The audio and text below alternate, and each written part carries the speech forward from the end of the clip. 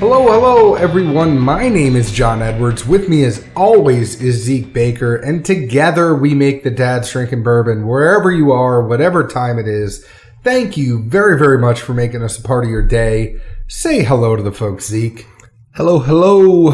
And before we go too much further in, today is Memorial Day, at least for us recording. By the time you hear it, obviously some time will have lapsed, but definitely want to send our thoughts and considerations out there to the men and women that have lost their lives protecting our freedoms and whatnot. Very important to both John and I. I'm going to assure you that. Very important to both of us. I know that I have a lot of family that have served in the military. Zeke, I don't know about you. We've never really talked about that. I'm incredibly grateful for those who have fought, served, and paid the ultimate sacrifice for our country. So thank you to those individuals. If they are listening in a better place, thank you to those families that had to have lived with the sacrifice that they have done. One thing I do want to mention is just for all of you that are fortunate enough to have the freedom that others have fought, continue to fight for, make sure to go out there and get involved, volunteer with some veterans organizations. We know some people and we make sure to go to a few benefits a year. I'm not saying it for any other reason than you guys should just go out and get involved. There's a lot of people that are coming home. There's a lot of people that are living with the other side of serving our country, and just go out there and do something good for them. Get involved and help out. Zeke, what's been going on? I mean, it's Memorial Day. Did you go away for the weekend? Yeah, it's been a little bit busy. Saturday, we went back to Georgia, where my folks are from, or still are, and I'm from, rather. I spent some time there. I tried to dodge around some rain showers. Had a pretty good time. Got to take the boys swimming for a couple of days. Got out on the ATV a little bit. So you did country stuff? Yeah, last night we got really uber redneck. My best friend and his kids came over. Old man cooked out. We literally, you see storm clouds rolling in off the backside of the property. I mean, they're dark, too, just nasty looking. And we had a whole slew of fireworks just raring to go. So I was like, all right, we got to just pump these things out, like boom, boom, boom, boom, boom. And literally, I mean, it was just rattling them off. Pretty good sets, like the little boxes that shoot like 12 or 15, 20 things out at a time. The cops come, or are you guys way far out and don't get that? It would be a combination of the second one plus evidently where I'm from now inside the city limits. It's legal, so they can't say a word. A couple of neighbors said some unchoice words, and I'm pretty sure some dogs weren't too happy, but hey, you can't take a joke. How about yourself? I think you did a little road excursion as well. Yeah, well, we went down to Chattanooga, and we went to it's more of a horizontal move than a vertical. A southeasterly move. We went down and went to Lookout Mountain. We got to see 7 states at one time, stand on the side of the mountain, get rained on. We tried to go to Ruby Falls, but my daughter was hitting us in the head, and we had to abort the mission. The line was just way too long. It wasn't good for a holiday weekend. I do have to give a special shout out to Tim, the owner of Chattanooga Whiskey. I posted that I was down there. I went in Chattanooga Whiskey to get a hat. He called me in a drink. I just want to say thank you very, very much. That was extremely nice of you. Thank you so much for the drink. I got to try their experimental weeded mash bill. I'm really excited over the things that Chattanooga is doing. I love that they are distilling their own stuff now. We know they used to be MGP. The stuff that is coming out of Chattanooga is super interesting, super exciting. And I know that, we keep talking about it, but we're going to have to get down there for a day trip, sit down with Tim, do some recording, try some of their other stuff. I know they're game for it. I know we're game for it, and we would love to do it. So, Tim, if you're listening, put it on your radar. We have to pen a date in the calendar and get down and see you. So that was all. And then we went to the aquarium. So kids love the aquariums. Sophia kept talking about the turtles. All she wanted to do was see the turtle. There were like 4 sharks swimming around a tank, and she's like, "Where are the turtles?" Well, at least she pays attention to them. I think Charleston just runs through the entire place. Like it's a race to him. Oh no, she stayed at the window. And she kept just saying, "Where are the turtles? Where are the turtles?" Yeah, Charleston just full tilt like. Well, it was good. I hope you all enjoyed your Memorial Day weekend. I know this is now a week and a half later. I hope you enjoyed the weekend. I hope you also took some time out to sit and reflect, as we mentioned before. It's very, very important. But Zeke, I don't want to get us off on a tangent for too long. Let's drink some whiskey. Let's do it. You brought a couple of gifts tonight. I just have to say. Well, one was a gift to both of us, and one's a gift from me to you. Which one is which? Well, the Blantons I picked up on my own. Oh, okay. I think somebody gave us a over half full bottle of Blanton Silver, bottled in 01. I mean, John, we have some really quality friends, but I don't think they're just going to drop off over a half bottle with us. Say, hey, you guys, have fun. It's super nice of them, though. But the Blanton Silver, which is discontinued, I have never seen a Blanton Silver until you brought it over. Bottled in 2001. It is 98 proof, 49% ABV. Do we know how old? I mean, a lot of the Blantons is 6 to 8 years. I mean, it's like the rest of them. They're not going to tell you how long it's set in the barrel. They'll just tell you what day it's dumped. And it's a Japanese import, right? Well, it would have been an export, but yeah. Or we export it from America to Japan. And then somebody was nice enough to bring it back home. Yes. Let's talk about this. Let's drink this one for a second because I am super excited. It's the one on your left. The one that when you make your hand. I know it makes an L. Yeah. If you hold them up. Hey, buddy. Some people got the L and the R. Some people learned to, drop the 2, carry the 9, add the 1, something along those lines. Well, I just say it in case anybody from Louisville that roots for the Cards is listening. It's the one that makes the L. It's not the opposite one. And I'll let you sit back and enjoy this, John. Honestly, I'll have had a few tastes of it by now. To me, it's amazing. Without even getting into it tonight, just a hint off the nose. It's really creamy, thick, velvety, kind of, I guess, thick and soft at the same time, like a velvet would be, just plush velvet. I don't know. That's what comes to mind for me.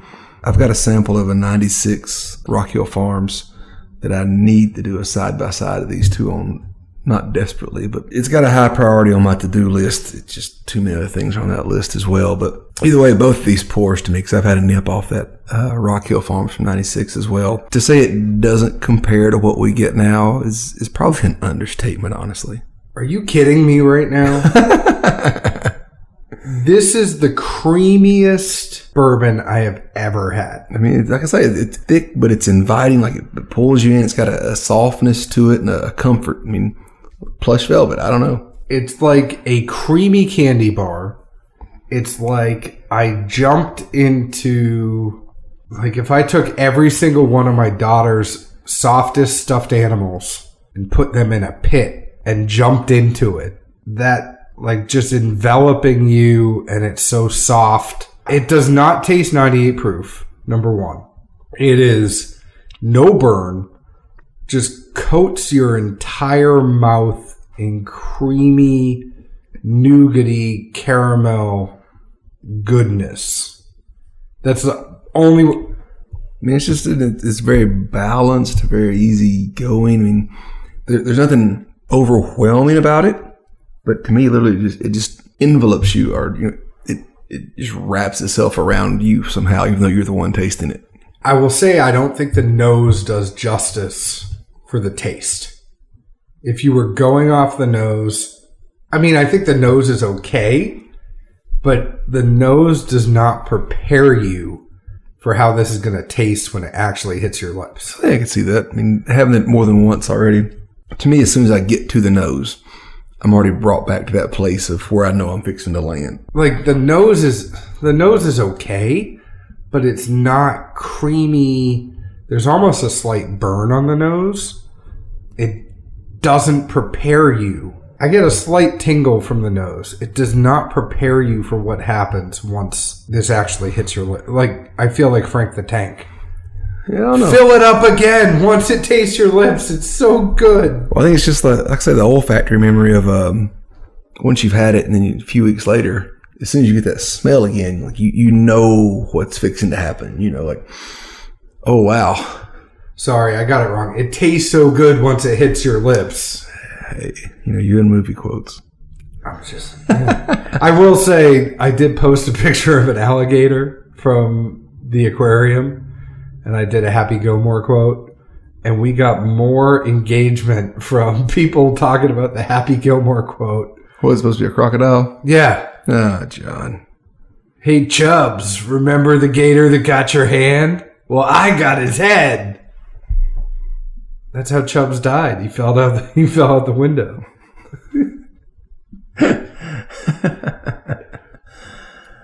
That movie's so good. There's so many good quotes from that movie, Zeke. I'll believe you. I mean, I've seen it. It just doesn't rank in my bank of movies with quotes. Only 364 more days until next year's hockey tryouts. You've clearly watched this recently. No. I mean, the Bob Barker fight between... Oh, I remember that much. That's pretty epic. And then... The only thing missing was his little... his microphone is like a wand to just beat the tar out of him. Well, I mean, if you think about it, there's... Are you too good for your home? When he's talking to the ball. There's doing the bull dance, feeling the flow, working it. Play it where it lies. All the Shooter McGavin quotes. How do you not quote Happy Gilmore on a daily basis? How do you not like the nose of Blanton's 2001? I don't love it. Really? I mean, to me, it's. I feel like you had a very lightly toasted marshmallow with strawberry jam on it, maybe, or something. Well, here's the thing. Some type of very sweet and light fruit preserve just sitting on top of that barely toasted strawberry. It's an incorrect statement because I don't hate it. It's just not like the palate is so good that I feel like the nose is okay. The nose just doesn't blow me away like the palate does. You know, it's almost deceiving because you go in first, you smell, you have an idea for how it's going to be, and the nose does not prepare you for how good this tastes. Now, granted, I guess at least put things in perspective. From what I gather on these, I think the fair market secondary wise is probably around 7 to 8 times what it would cost to get today's bottle of Blanton's. So where does that put you with it?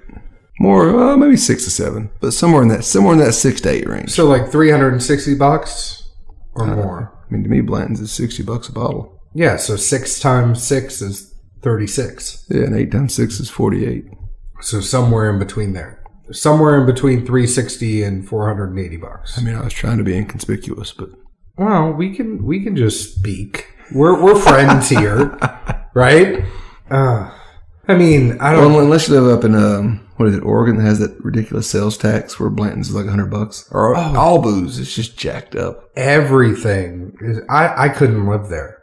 I couldn't live there for that reason. Beautiful country. Yeah, no, I mean, I've talked to people in second year, and they're like, normally, I just have a friend in a bordering state buy it for me, and I just pay him to ship it because I still come out way better than if I went to the store down the street and bought it. I would love to live up there. I mean, it's beautiful. You got the mountains. The weather isn't too bad. But, man, I would just do road trips. I would, like 4 times a year, I would just drive someplace, get a whole bunch of stuff, and come back. But you'd probably lose out on all the good stuff. Oh, you never know. As long as they know you're coming. As long as somebody knows you have a case of early times bottled in bond, Zeke would be fine. Hey, man, I put a hurting on one this weekend. Did you? Yeah. You bring it down Georgia? Is that the devil going down Georgia? No, that's not the devil. That's the saint right there. It's the savior. The saints were marching in. Yeah. I wouldn't pay secondary for that. I love it. Don't get me wrong. I just think it's a lot of money. For me. Not everybody is in that boat. There's going to be people. So if you have discretionary income and you can spend $360 to $480, yes, my advice to you, go ahead and do it. But, you know, we're dads. We got kids to worry about. We got expenses. Yeah, I picked this up as an open, and the guy had it and got his taste from it, and he'd move it along. So I came in at a much better position. If somebody wants to do that for me, I am fine to take your sloppy seconds. I would absolutely take an open bottle of this at a good price. Well, this would be a fun one too. Even if you're stuck paying closer to that mid and high end secondary range, if you're in a group of friends like Blanton's, that's your jam. That wouldn't be a bad split. Everybody walks away with 4 or 6 ounces out of it or something. I mean, you still spend a fair chunk of coin, but I don't think anybody, unless you just are Blanton's diehard, needs a full bottle of this at full on secondary price. It gets into something that we talk about a lot. I mean, I don't think people realize how much we actually split bottles, right? If there's something that is coming out that it's super expensive, you and I both can't justify doing it. I have no shame in saying, hey, Zeke, you want to split this bottle? Or, hey, Zeke and a couple other of our friends, we can each get 200 milliliters of this. How do you feel? Or 150 milliliters. It's enough to have a couple, 2-3 pours of it. That's all we really want to do is wet our beak, say that we had it a couple times so we can see how it changes over time. That's all stuff that we're interested in, but I don't necessarily need to spend the $400. No. I mean, what's that full bottle going to do you really, other than once you get to about a third deep in it, you just kind of look at it like, what are me and you going to do now? And how long am I going to hold on to you, right? It takes up space. You're sitting there. Then you realize you get to a certain point. You might only have a little bit left, and you go, man, I only have a little bit left of Blanton Silver. I want to have that bottle in my collection so that people see it, if you're that type of person. Which randomly, I'll go on a different tangent while I think about it. But I heard, and it's maybe one of those things that's kind of antiquated and you used to could do it like so many other things in the industry, but I've heard if you either write into Buffalo Trace or maybe even send in all the different bottle tops with the letters, they'll send you back something to mount them all in. Yep. So you have to send them all in, or you send a letter saying, hey, I got them. I don't know if you have to do like letters or pictures or something, but Buffalo Trace is pretty awesome about taking care of you if you've collected up. If you Pokemon'd it up, and you got to catch them all. Pokemon, huh? Yeah. Man. Just saying, you got to catch them all. Because there are people out there that try to actually flip the bottle tops on secondary. I just want to let you all know, you can go to the Buffalo Trace website and buy them for like $7 a piece. Or something crazy. I mean, it's something not... It's not going to kill you. If you really need that N, they'll have one for you. Which, there's 2 N's in there. So how do you know if you're getting the first one or the second one? Oh. All right, so before we fall any further into this hole of Blanton Silver, which I'm sure John will have to cut some out with time restraints. But, it's so good, though. No, it is. It's a really good pour, and just like anything else, a throwback to... creamy nougat. This is what they caramel. Used to put out. Where is this now? I want more. Should you want more, the date on this bottle is 9/17/01. If 9/17 holds significant value to anyone listening to this, shoot us a message. Let us know why. We'll get you a taste out for sure. Uh-oh. The sirens are coming for you. It's your bad math, John. They're coming back to get you for all those years. And I do have to mention, we are a little behind. We do have to get out samples for the Long Branch episode. So sometime this week, you and I will have to do the randomizer and figure out who won so that we can get that stuff out. Might need to make sure I didn't kill the Long Branch, too. You might have to get another just to send a sample out. Damn it. All right, so... But yeah, send us something in. Send us a direct message. Yeah, like I say, 9/17 had to be 01, but if 9/17 holds any value to you, people chase down these Blantons for dates already to begin with, so...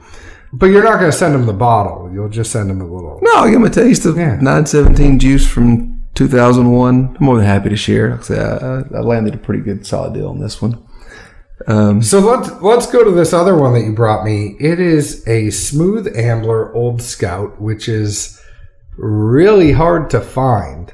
We've seen a lot of 10 years, a lot of 11 years. This is actually a 12-year Smooth Ambler Old Scout. It's 51.6% ABV. It's barrel 5923 for those of you that are interested, and was dumped on 3/15/18.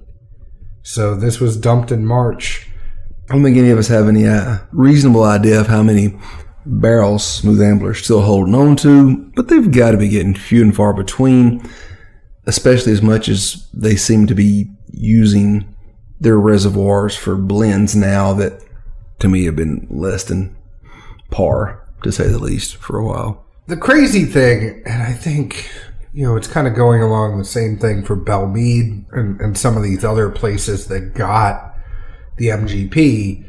Everybody got MGP when it was aging, 3, 4, 5, 6 years, when the prices were better. Now all of this stuff from all of these different distilleries that were using MGP, you saw those picks. They were going 9 years, then 10 years, then 11 years. They're at the point now where a lot of these are at 12 years, and a lot of these distilleries, you think about what Smooth Ambler's doing, you think about what Nelson's Greenbrier that does Belmead is doing. All of these are starting to kind of switch into their own distillate because they have been aging their own while they have been putting out this MGP juice. This is kind of getting to their last batches of that MGP stuff. This one, though, to me, the 12-year-old Smooth Ambler, pretty oaky. And once they're starting to get into those higher ages of the MGP, it makes me think, is that sweet spot of MGP 10, 11 years? No, and I couldn't agree with you more. Is that a no you agree with me or a no you disagree with me? Well, I said no, I couldn't agree with you more. Oh, I thought it would be yes, I couldn't agree with you. Well, maybe let's do the first question about, is 12 years too much? I probably shut down after you heard that part. Well, then your answer would be yes. This is one of those where the comma last thing, I'm not the best at English here, let's be honest. You're just saying you agree with me that you think 12 years is too old. No, I totally do. Last week ended up at one of our more frequented stores. They had some samples in, not Smooth Ambler, but MGP juice, Blanton Brothers. It was 4 different ones, all 12 years, looking to do or possibly do a single barrel pick.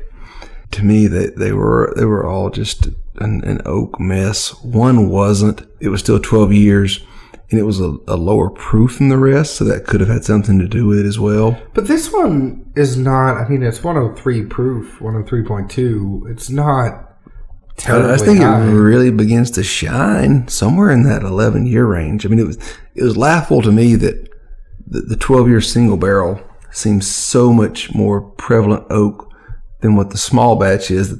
Sorry, not to deviate from Smooth Ambler, but it's a random sample. But what the Blanton Brothers has, I think it's super sweet for a small batch. Yeah. And to me, the more we see these later releases coming out, even the Boone County stuff, it's good. But when you put it up against some younger brethren, the bitter just shows so much. Now, I love Boone County, but Boone County has always tasted a little bit more oaky to me than, and maybe that's because I have only had their 12 years. I haven't had their 10-year ones. But, if you remember, we did that blind of the mic drop, the Belmead and the Boone County, and that Boone County just tasted light years older. It was like an old man sitting on a rocking chair. When you put it next to the younger siblings, alone, you don't pick it up as much. And I think the nose still reminds so many people of older Smooth Ambler releases or other MGP products. But when you really put it up side by side, oh man, it gets gray hairs all over. That's the thing. I think you're going to love it if it's on its own. You do it on a side by side or a blind, you are going to definitely tell that is older than the rest. It's good. Don't get me wrong. It's MGP goodness. We know that. If I had a choice between an 11-year MGP and this 12-year-old SAOS, I'm going to pick that 11-year. I don't even really care what distillery it is. No, I think I could probably even do you not a +1, but even a more linear reach A 9-year I would definitely take. An 8-year I probably would. Just because I'd rather have a sweet candy corn as opposed to that bitter back end. I mean, I'm not a fan of corn by any means, but if I'm going to have to, choose between one or the other. Zeke hates. I thought corn was your kryptonite, and now it's oak. No, I'm just saying I have to pick between the two. And granted, to me, that's a different corn than some other people's corn. But that's a different story for a different time. But their 8-year-old, where it tastes young, I would take an 8-year-old MGP over a 12-year, almost hands down. If I I'm sure there's outlying barrels, but if someone wants to prove me wrong, we can give you our address. If I had a theme song for you, though, I always think of rain makes corn, corn makes whiskey, whiskey makes Zeke feeling frisky. And then I just have John next to me and the feeling goes away. I'm a good cuddler. So, this Smooth Ambler, I mean, I like it. It's got the oak. And I think the more I have bourbon, the more I have whiskey. For me, I can almost deal with the corn more than you can. I get, that youth, and we're going to talk about that in our blind tonight, but when it tastes too oaky to me, that is a bigger turnoff because it's a little bit drier. And as Dan, the bearded dram, would say, it's tight. Mm-hmm. Right? Like once it gets to be pucker. Yeah. It's like when you cook chicken too much and then it's really dry chicken. I just think to myself, like, that was left in the oven just a little bit too long. And at least on the upside to the folks at Smooth Ambler, they know they're popular. They know they sourced out and put out some really great bottles, barrels, however you want to look at it, both. At least they didn't upcharge the price on this. Is, hey, here's some of our few random left stocks we just sat on, and now they're primo ready to go. It's $115 a bottle for our 12 here. I mean, they didn't do that. If nothing else, kudos to them. I appreciate that side of things. Yeah, it's so much older. It's wiser. Let's go ahead and put it out for more money. No, they kept it at the same price, so thank you for that. That being said, I don't want anybody to think we're being overly harsh on it. There's plenty of stuff tonight that we will be overly harsh on. I think it's good on its own if you have it with anything else that's a little bit younger. It almost goes back to the Four Roses thing. Because there have been some Four Roses picks that have come out that have been, 12, 13, 14 years, and people were jumping over themselves for them. And it's almost like that sweet spot for Four Roses is even 8 to 11 years. So, or even 8 to 10 years, not even 8 to 11, but 8 to 10 years is that sweet spot. The thing I want to get across, when we think about hashtag rethink how you drink, don't automatically equate age to being better than something else, especially in whiskey, because it's all in how it was aged, the climate over that particular aging of the barrel. There could be a lot of 100 plus days in the temperature that's really pushing the whiskey into the wood. There could have been a particularly harsh winter where it didn't really get a lot of variance. So there's a lot of stuff that goes into every single one of those barrels and how it was aged. And that's why, to use the Four Roses example again, you can have two same mashes that are distilled on 2 different years that taste completely different. Well, at the same time, especially in this day and age with store picks, single barrel picks, however you want to look at it, if something has that much age to it, there could be a reason that nobody picked it. I mean, obviously there's the one side of, well, maybe the master distiller had it. He really was fond of it, said it wasn't ready yet. This is going to be a special barrel. Pulls it off to the side, sits on it, does his thing with it. Or at the same time, maybe group after group came in and tasted this thing, and they just kept kicking it to the back of the line. And some years later, all right, here's this this thing over here. What do we want to do with it? Don't you think at that point, though, they would have released, they just would have put it into a different batch? I mean, I figured they'd just call it rhetoric.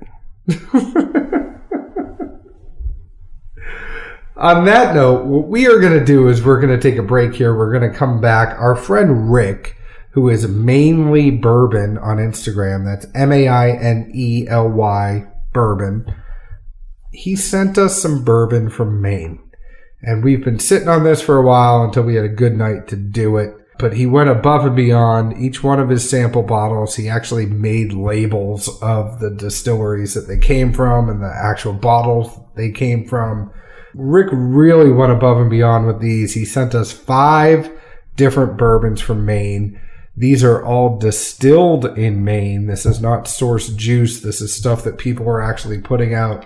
Maine is becoming a little hot spot. There's tons of articles out there on what Maine is actually doing for their whiskey and how they're distilling it. So we figured, hey, we're stuck down here in Tennessee, but I am an ex-New Englander that now lives in Tennessee. You can take the guy out of New England, can't take the New England out of the guy. So we're going to go take it back to a little where I'm from. I mean, I'm from Massachusetts, but it's close enough. All those states are close up there.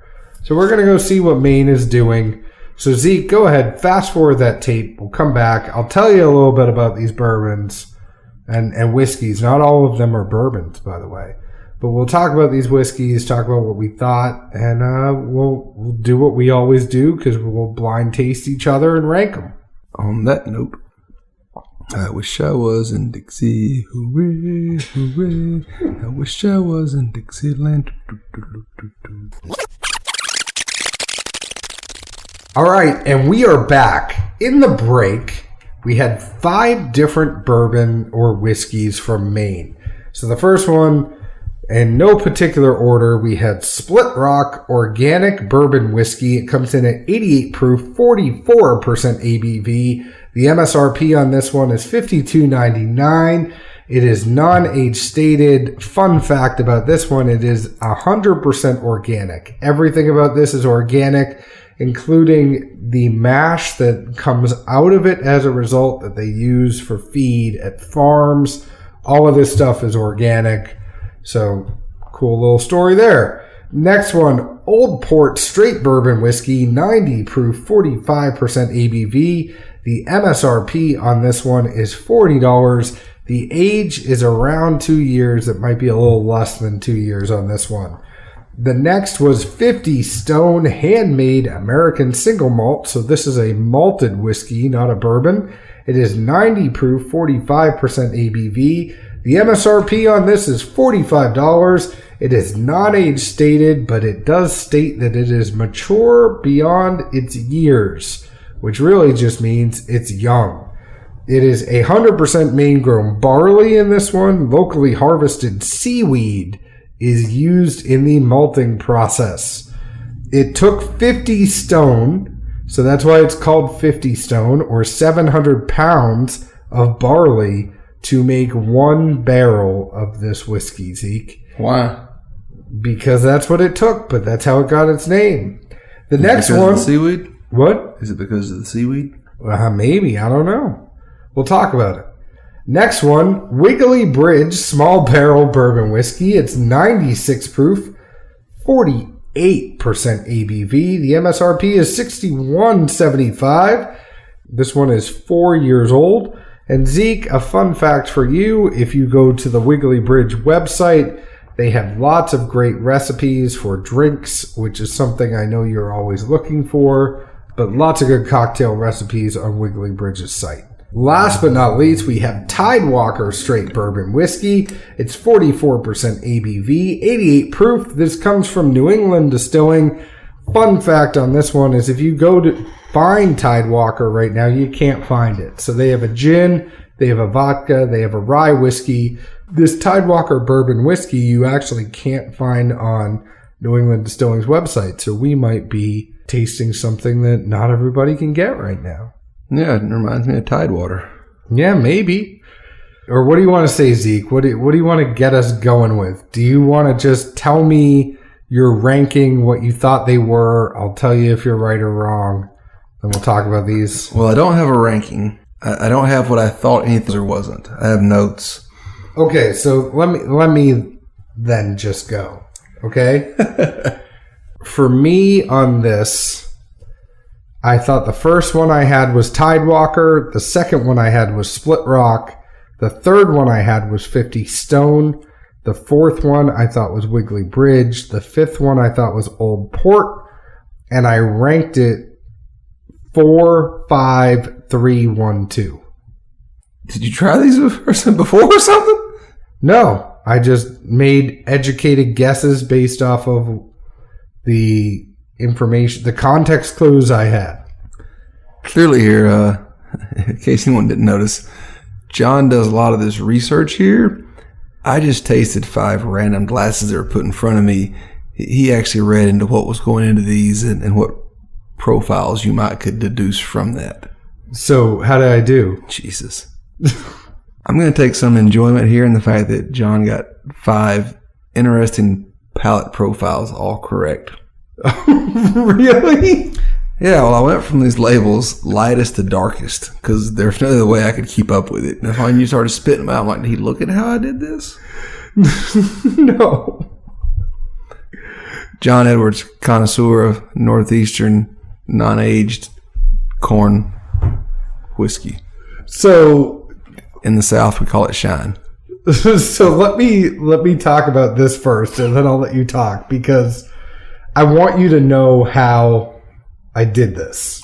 I mean, even looking at some of these labels or listening to you talk, like I can see it being very easily deductive reasoning. For someone that just fumbled math for the past 35 minutes, I'm surprised still. I looked at the context clues I had, and yes, I do the research before. I really just thought, with the stuff that was there, it was easy to tell. Let's start with the 50 Stone. Do you want to know the order that yours were, though? I used Swaft. All right, so it's probably easier for you to give your notes, and then you tell me which one that was for me, and then I can give my notes. Okay, if that's what you want to do. Let's start with number 3 for me. That was the 50 Stone. And I think that was the easiest for me to identify because it was the malt. It was not a bourbon. It was an American malt. And for you, this one was your 4th.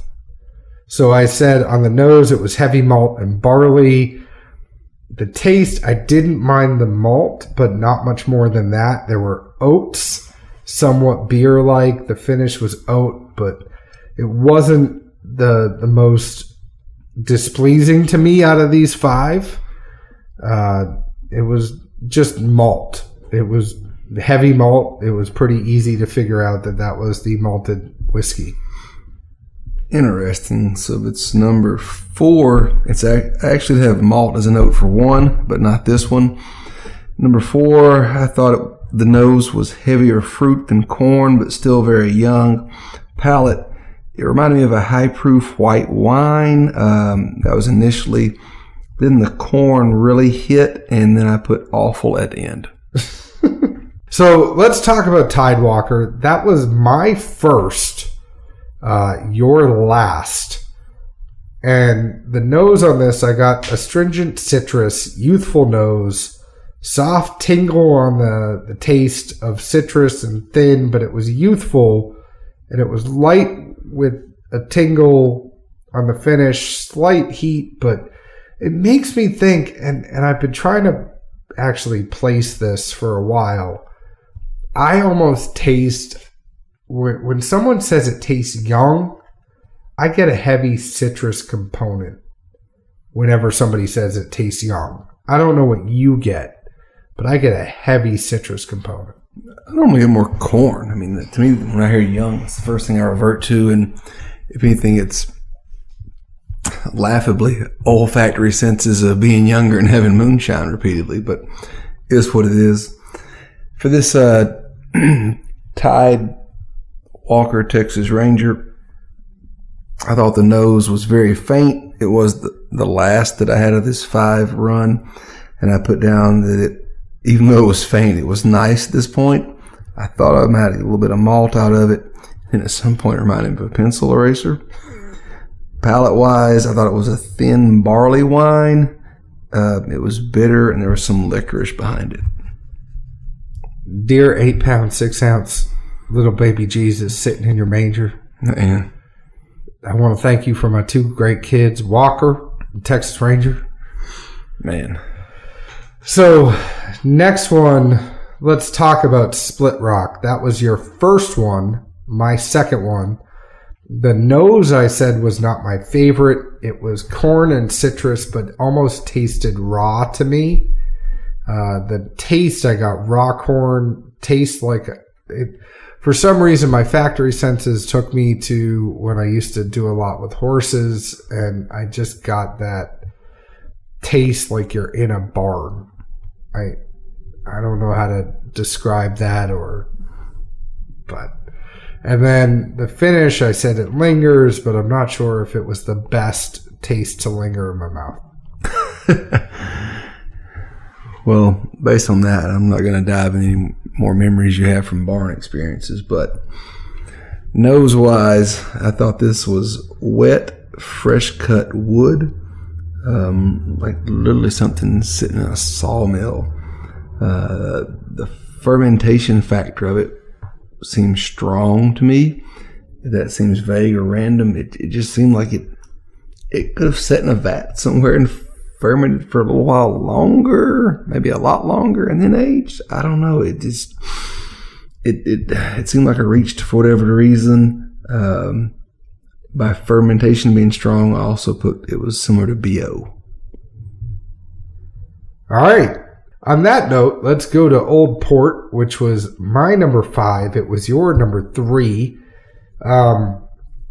I said the nose was one of the most unique noses I've ever found. It wasn't young. It was like a pear. I don't think I've ever nosed anything quite like it. It wasn't the most appealing. It wasn't the worst. It was just a very unique nose. The taste, I said pear. The finish, I said slightly dry. I mean, laughably, but in 2 or 3 of these at least, I have pear mentioned somewhere in my notes for whatever reason. I don't know if it's just the nature of the pear seems like it's young in the fermentation process. I don't know. It's kind of what keep going back to her aging somewhere in there. Either way, I had young corn, fruit components, but a definite lack of age. Maybe even fermentation could have gone longer. Palate-wise, I put chalk, bitter chalk. So last but not least, we have the Wiggly Bridge. And I think one of the most interesting components about this Wiggly Bridge, this was your number 2, and this was my number 4. But one of the most unique components of this Wiggly Bridge is this is the one that was aged the longest at 4 years. So the nose for this for me, I said it's the sweetest so far. I don't get the youth like I do in the others. The taste, I said it was not heavy but not thin. It was right there in the middle. I got a huge dark chocolate vibe to this. And the finish, I said the chocolate lingered. So it was the one that I found, it was a very, very easy decision to me that I enjoyed this one the most. I think I could probably see that skimming over my notes. With that, nose-wise, it was faint, a very light singe. I'm not sure the proof on this. The proof is 96, so it was also the highest proof out of all of it. Interesting to have a light singe based on the group, but also part of the nose, it's strawberry jam with a bit of pear jelly. Literally probably like a 3/4 to 1/4 ratio if you're putting that on a biscuit and something. I don't know. I was on the country all weekend. We were just eating strawberry preserves before we got out here. Weekend back home, there's biscuits, toast, all kinds of preserves and jam. I don't know. So it could be resonating more because of that. But literally, even if you go to McDonald's and get like those little packets of strawberry and pear jam, whatever, preserves, jelly, Go 3/4 to 1/4. That's where you'll end up with this. It almost even hinted of champagne, I thought, for whatever reason. I don't know. Champagne? Champagne's what they call it in the Northeast, I think. Champagne? That's a Southern derivative. Palate-wise, it seemed to have either toasted or seared corn, and that flavor profile grew. But then once the corn kind of left the building, it was just very, very dry. I mean, just bone dry. Well, for me, I think you're a pretty hard pass on all these. What I'm most concerned with, especially based on some other stuff we've done and want to dabble into, is this being the Northeast, where rye grains should grow better, have better depth, better character. Why is no one putting out a rye? Well, you think about New England Distilling that put out that Tidewater. You can't find that Tidewater on their website now. It's just a rye whiskey in its place. Yeah, high tide washed it away. So maybe there's something to what you're saying there. I would get this Wiggly Bridge. I thought that was, the price on these, nothing's going to kill you. What was the Wiggly Bridge? It's $60. I wish you could see the look on Zeke's face right now. I gave you that quart jar of moonshine for free, son. I need a refund. Well, no, I don't think I'd go for the other ones. I mean, the other ones are going to be anywhere from $40 to $60. The Wiggly Bridge was the one. I like the chocolate component to it, and I like that okay. I did not, the Tidewater and the Split Rock, and I was really, really excited to try New England whiskeys. Zeke, in full disclosure, Zeke wasn't really feeling having some New England whiskey. I was very, very excited to actually put these to the test. I would say, though, there are components of these, and these were not our favorites, but there are components to these that I would like to see if they put some more age behind them, what would happen. Because there's some promise. Well, but you have to look at the climate. I mean, we've seen that with other places and other distilleries. I mean, if you don't have the weather influx, you're not going to generate the flavor profile that you want or people want or expect even. Unless you're going to take the lamps from the weed plants and put them on a bourbon cask. Well, and people don't talk about this enough, and I'd like to do some research, but I almost think, because you can get into the 90s in New England, you can get some days over 100, but... It's for 6 weeks. But, wait. I almost think, I wonder what the humidity does, because the humidity is noticeably different between New England and the South. And I almost wonder if that humidity on top of the heat even does more for the aging. I mean, the guy I work with is born and raised from Maine. He told me there's maybe a 6-week window of when anyone should want to ever be there. 6 weeks. I don't know. Maine's got some good lobster. I want to be there all the time.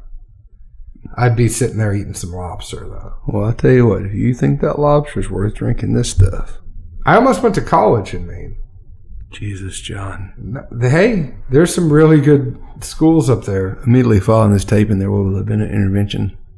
There are some really good schools up there that wanted to have me go to their school for free to play football, and that makes you think twice about being in the snow in the winter. So cold in New England. No. But all right, Zeke, where do you fall on these? Would you not get any of them? I'm super appreciative for the samples as always. To me, it just seems like almost like a passion project, but you didn't allow yourself the right environment or put yourself in a place to really expect success. I mean, from the other craft distilleries we've had stuff from, that get further outside from the heat region and the influx of temps, etc., you just don't see that aging. I mean, it's like some of the Midwestern places, they've got 8 or 9 year stocks that clearly have not had a solid relationship, so to speak, with that barrel. They're not doing a 20-toe showdown. They're doing like a 2 thumbs or something. They're not doing the bull dance. They're not feeling the flow. There's no 20 toes. They're not working it. But no, at the same time, I'm even more baffled by the rye thing. From the little bit of surface we have scratched, rye seems to be where it's at. The further north you get, especially the more that grain has had to endure and the more character it has. I'd like to see some more age on these. I would also like to see where the finishing, if they were to put some finishes on here. I think there are components of these, and I hate when people just kind of throw out young whiskeys on face value and don't give them a chance. I think there are some finishes that you could naturally marry up with the tasting notes that are on these that could be interesting. So I'd like to see where these guys all take it. There's a clear number one for me out of these, and that's the Wiggly Bridge. I would like to thank Rick again for sending them. That's mainly Bourbon on Instagram. Go find him and follow him. But I'd be interested in, waiting a year or two and coming back and trying these again. Yeah, we'll see. Anyways, go ahead and find us on Instagram at Dad's Drinking Bourbon. Find us on Facebook at Dad's Drinking Bourbon. Find us on Twitter at Bourbon Dads. You can follow our podcast on Apple, Google Play, Stitcher, Podknife, Spotify, iHeartRadio, YouTube, a bunch of other places you can find us. Please go on, leave us a 5-star review if you can. Also, write us a review. People don't realize how much that actually helps, but when people are going through and trying to find a new podcast to listen to, if they see an actual written review, they can learn a little bit about us. If you're not giving us a 5-star review, please reach out to us and tell us why first. We want to make it better rather than you put something out there. We're open. We're happy to help. We're happy to talk to you about it. But please leave us a review. Let us know what you think. Visit us on the web at dadsdrinkingbourbon.com. We're always thinking of good ways to use that website. So if there's anything you think we should do with that website, reach out to us and tell us what that is. Zeke, where else can the people find us? Most days right here in Nashville, Tennessee. This is a cut that you can go back and add in before that ramble when people quit listening. But also as a sidebar to reiterating the quality of rye that we found from that northeastern or northern area. The Whistle Pig pick that John and I were in on as part of the Elixir Spirits pick, part of the Whiskey House pick. That should be coming soon. We hope to have more details in the next 7 to 14 days. But we really hope to be able to CNS as many of these as possible. Please shoot us a message if interested. We're working out the finite details, but we really want to share the love here. No, I'm going to leave that at the end and see who actually listens all the way through. Okay. All right. Well, we'll talk to you soon. Cheers. Ciao.